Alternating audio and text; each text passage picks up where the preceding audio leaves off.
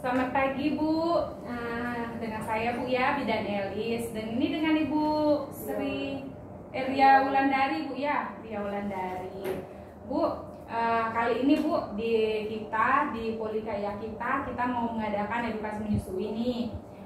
Edukasi menyusui. Nah, sebelum saya nanti berikan beberapa informasi tentang menyusui, nanti saya mau kasih Bu pertanyaan. Ada di kertas ini, boleh Bu?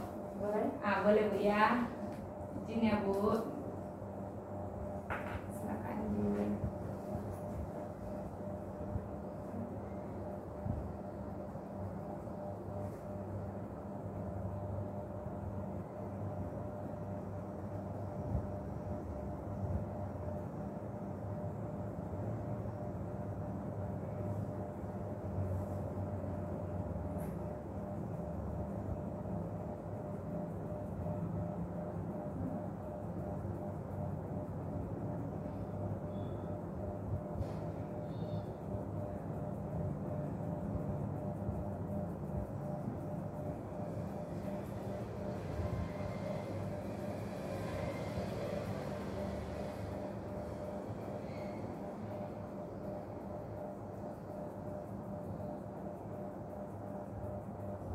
Tanda tangannya Bu, izin Bu.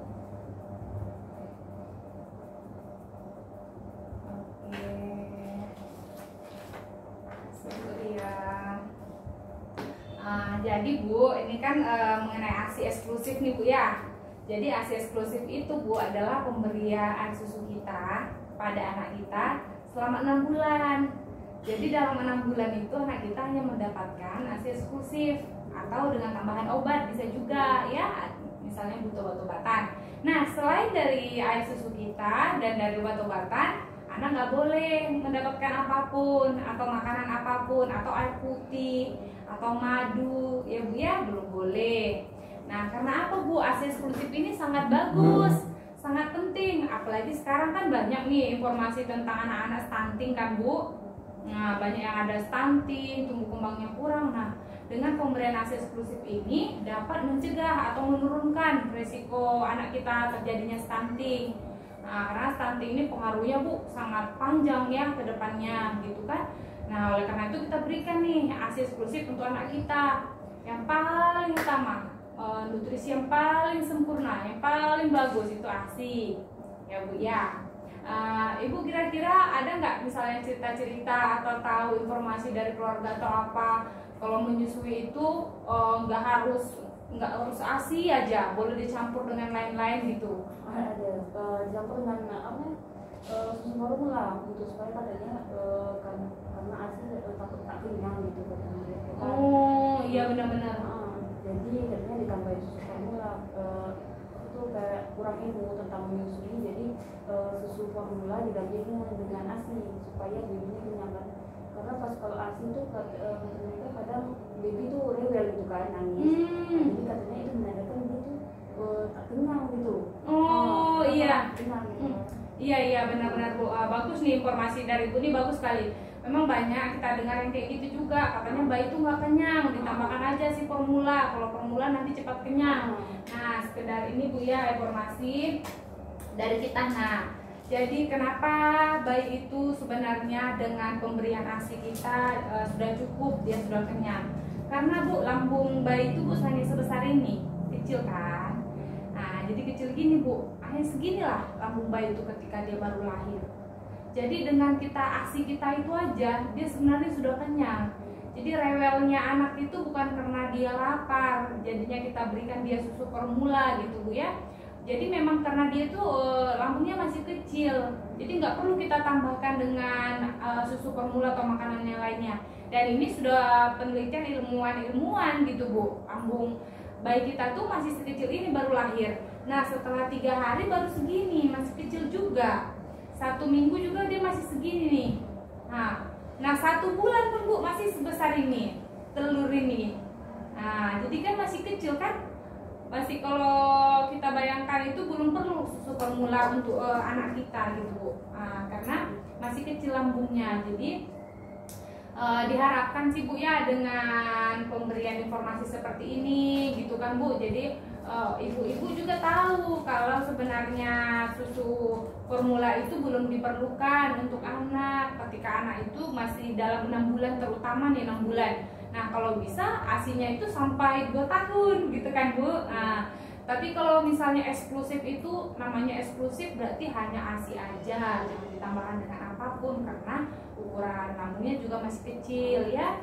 Dia sudah kenyang kok, dengan ASI kita itu bayinya sudah kenyang, sudah tercukupi. Dan juga ini Bu, payudara kita misalnya gini kan, ini payudara kita, ini kan area putih. Nah ini area hitam-hitam ini yang kita punya nih namanya areola. Nah di belakang areola itu Bu ada ini. Nah ini tampilan payudara kita kalau dari luar, dari kaca kita lihat kan. Nah tapi kalau misalnya dibuka Bu, sebenarnya kayak gini dia. Ada tempat saluran ASI, ada juga tempat produksi ASI dari yang hitam-hitam ini. Nah dari yang hitam-hitam ini. Makanya itu Bu, terkadang ibu-ibu yang kalau menyusui kan suka menjepit gini, memberikan susu anak dengan gini, kayak gini. Nah, jadi ketutup, ketekan saluran ASI-nya tuh. Itu ada cara untuk menyusui dengan benar ya? Ada caranya menyusuinya dengan benar itu Bu. Nah, jadi nggak begitu. Nah, nanti akan saya praktekkan. Jadi nggak boleh begini atau kayak gini. Terkadang kan ibu-ibu kan gini, kasihkan gini gitu kan. Jadi itu kalau bisa dihindari karena menghalangi ini tadi, menghalangi tempat produksi ASI atau saluran ASI tadi Bu. Iya. Dan kemudian kalau misalnya sebelum kita menyusui, kita utamakan dulu kan tangan kita sudah bersih tadi Bu ya. Ada bersih, atau kalau ada handwrap kayak gini kayak saya bisa. Kalau misalnya di rumah nggak ada handwrap, di wastafel air mengalir juga kita cuci tangan pakai sabun juga bisa. Nah kalau misalnya nih kita mau menyusui, yang paling pertama tuh kita harus posisinya aman dulu, nyaman, enak. Kalau misalnya punggung lagi sakit, kasih bantal di sini gitu kan. Nah baru kita gendong bayi kita, gendong si baby. Nah kalau misalnya kita gendong si baby gini Bu, baru kita udah anaknya udah nyaman, kita dekat, dadanya si anak ini nempel ke dadanya kita. Kemudian si anak ini Bu, posisi telinganya ini sejajar dengan punggungnya gitu ya, sejajar dengan punggungnya. Nah baru kita mulai proses menyusui kalau anaknya sudah nyaman. Nah pada proses menyusui juga Bu, kayak tadi saya bilang, tidak boleh menutupi ini yang hitamnya, memberikan langsung aja gitu, tak perlu kita pegang lagi gitu ya. Boleh kita pegang, tapi caranya ada Bu. Caranya adalah yang jempol di atas yang hitam sini. Yang 4 ini menyanggah payudara dari bawah. Kan payudara kita gitu kan, kita sanggah gini supaya memasukkan ke mulut anak kan. Yang 4 menyanggah, yang 1 di sini. Nah, baru kita berikan gini Bu ya. Kita keluarkan sedikit ASI kita, baru kita olesi area putihnya supaya tidak lecet. Nah, boleh kan katanya itu ASI yang pertama katanya itu tak disuruh dibersihkan gitu, kayak disuruh dibuang dulu air ASI pertama untuk diberikan pada baby yang saat itu. Nggak boleh Bu. Nah itu dia ASI yang pertama itulah yang paling bagus sebenarnya, yang kuning-kuning tuh. Itu kan biasanya ibu kan suruh dibuangnya dulu katanya. Kita kasih ke baby ya. Tak boleh dibuang ya Bu. Jadi itu namanya kolostrum. Nah ASI yang pertama itu yang kolostrumnya itu bagus. Nah memang banyak ngasih informasi begitu Bu. Dibuang dulu ASI pertamanya tuh, dikeluarkan dibuang. Nah itu yang tak boleh. Jadi ASI yang pertama itulah yang paling bagus untuk anak karena kandungannya ada protein yang tinggi, lemak yang tinggi, ada omeganya yang tinggi, nutrisi-nutrisi di kolostrum itu ya. Jadi wajib kita berikan. Makanya kita keluarkan gini, itu kita oleskan di sini. Kita oleskan, baru kita berikan kepada anak Bu. Nah, terutama apalagi ASI yang pertama nggak boleh ya. Baru nih jempolnya di atas yang hitam, yang 4 jari di bawah. Baru kita rangsang bibir anak, kita rangsang dengan putingnya, lalu kita berikan. Nggak boleh dia langsung kita paksa masukkan gitu. Harus kita rangsang dulu, baru kita berikan. Nah, baru kita akan lihat gini Bu, mohon maaf bibir anak biasanya kadang agak turun gini dia. Kalau kita berikan dengan benar tuh agak kayak kayak gitu kan, agak turun dia gitu. Nah, baru terdengar sarang menelan. Nah itu menandakan bahwa dia sudah benar menghisap dengan benar, berarti posisi kita juga udah benar. Nah, kita boleh kayak menekan gitu boleh, tapi di atas yang hitam ini, nggak boleh tutup yang hitam atau kayak gini. Nah, harus gini. Nah, gini kan. Karena kita refleks tuh kayak merangsang sih sebenarnya, bukan kayak menekan, merangsang supaya banyak keluar produksinya dari atasnya sini, ya. Langsung dari atasnya situ baru kita berikan. Nah, untuk mengeluarkan puting susunya dari anak juga, Bu, jangan langsung kita tarik. Kadang kalau kita langsung tarik itu kan ada yang lecet gitu kan, sampai kadang ada yang nangis, sampai demam, lecet. Nah, kita mengeluarkannya itu harus kita turunkan dulu dagunya, turunkan dagu anak, baru kita keluarkan putingnya.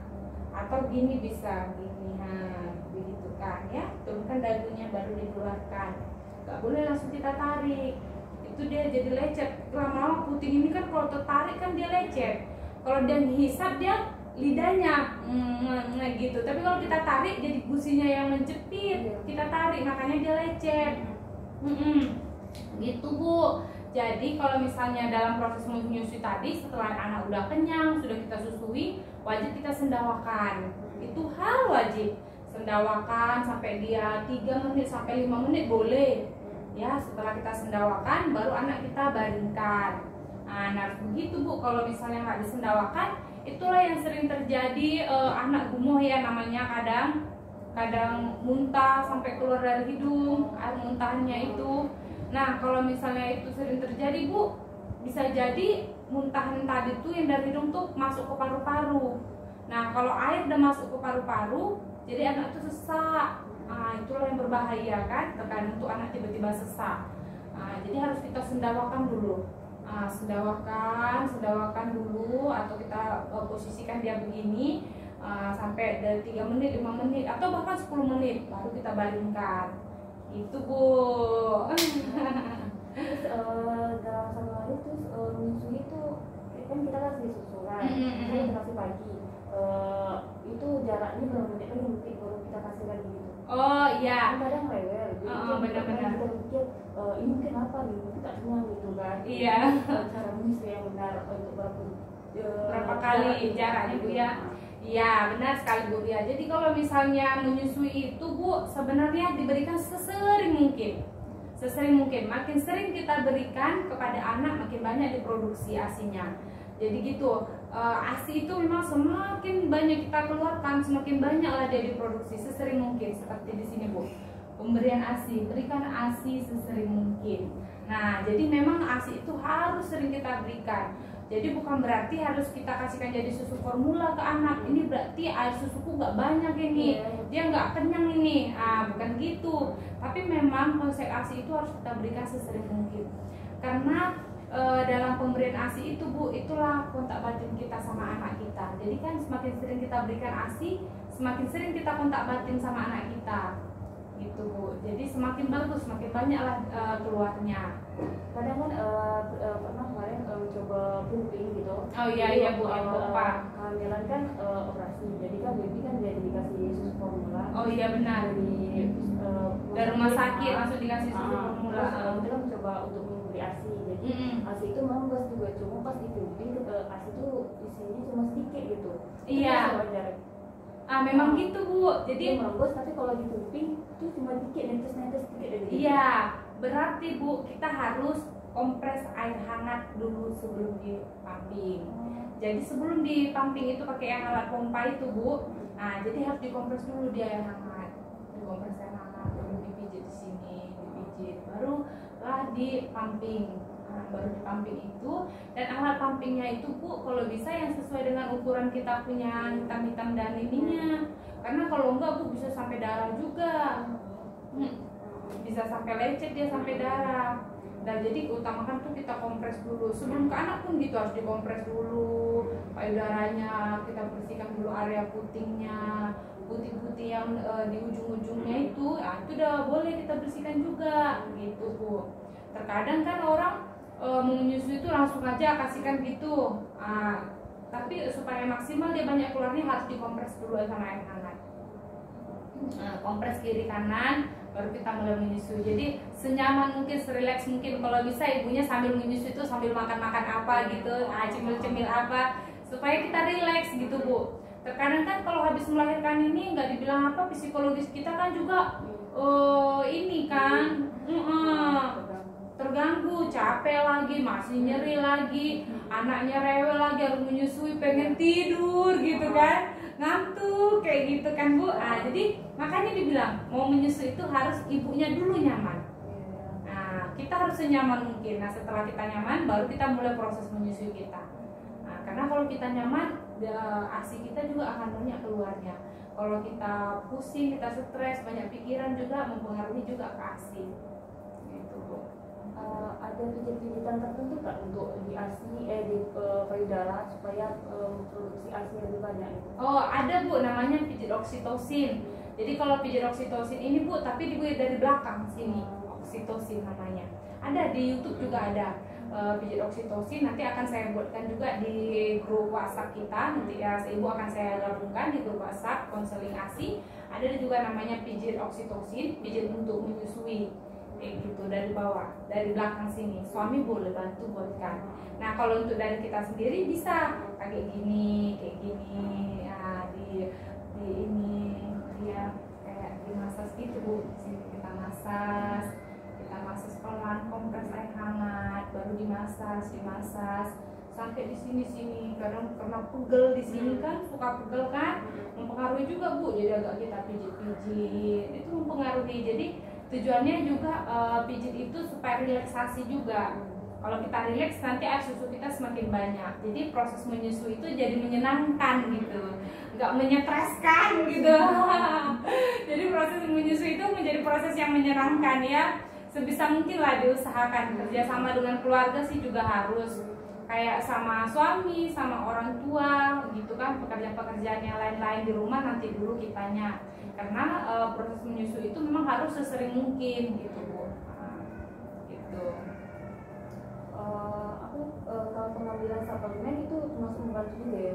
Oh iya, suplemen penambah ASI gitu Bu. Ya ada, boleh, bagus.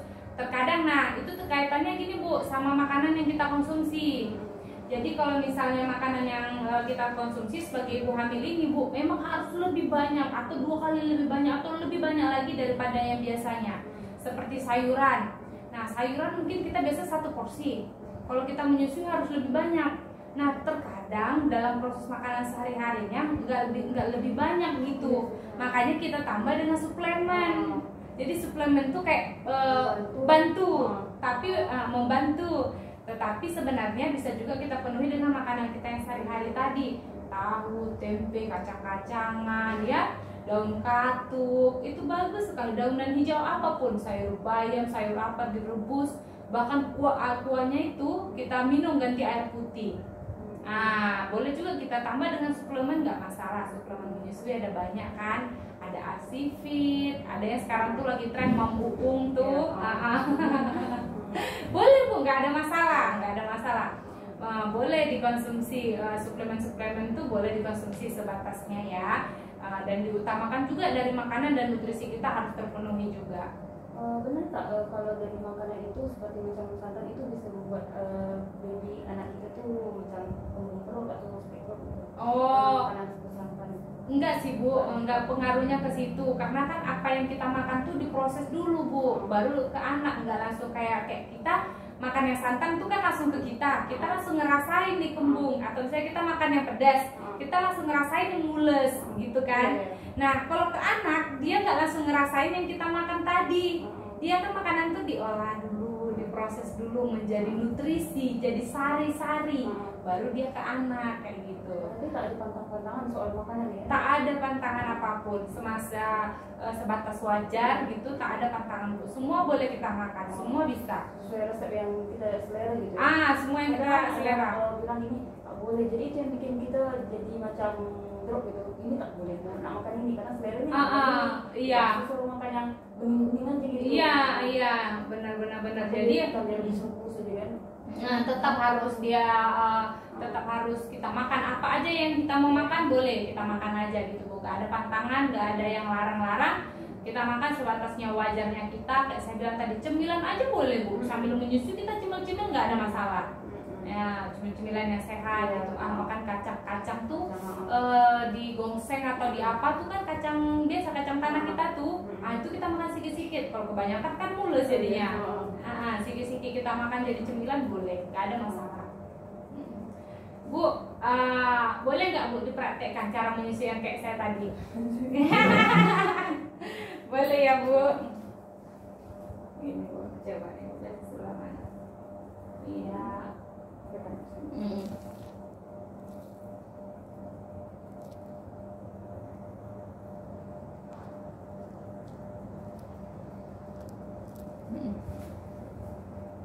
Tangannya di bawah sini Bu.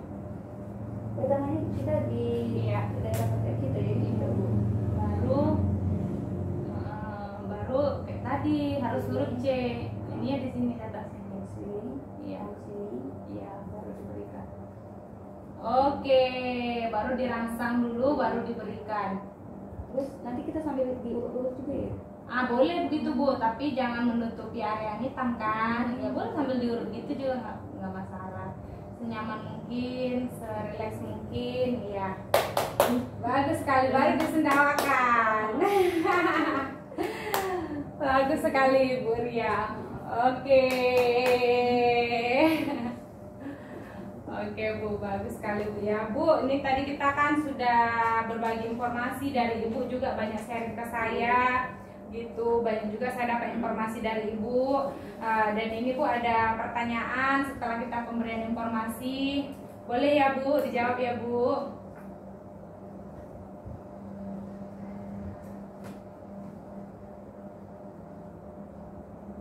Ini sampai 6 bulan sebulan? Iya, berarti Salah ya? iya benar Bu.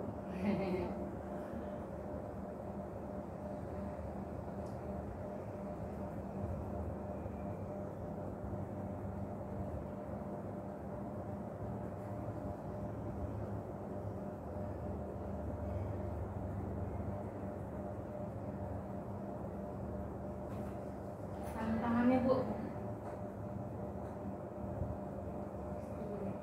Ayo.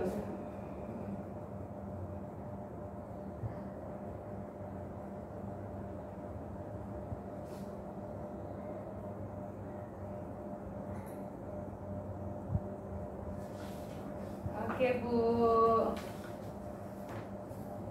Terima kasih ya Ibu Ria buat edukasi, buat informasinya yang sudah kita berikan. Semoga nanti dalam proses menyusui nantinya persiapan Ibu kali ini, persiapan untuk menyusui udah matang, udah oke. Nanti lebih percaya diri lagi ya. Oke, makasih Bu.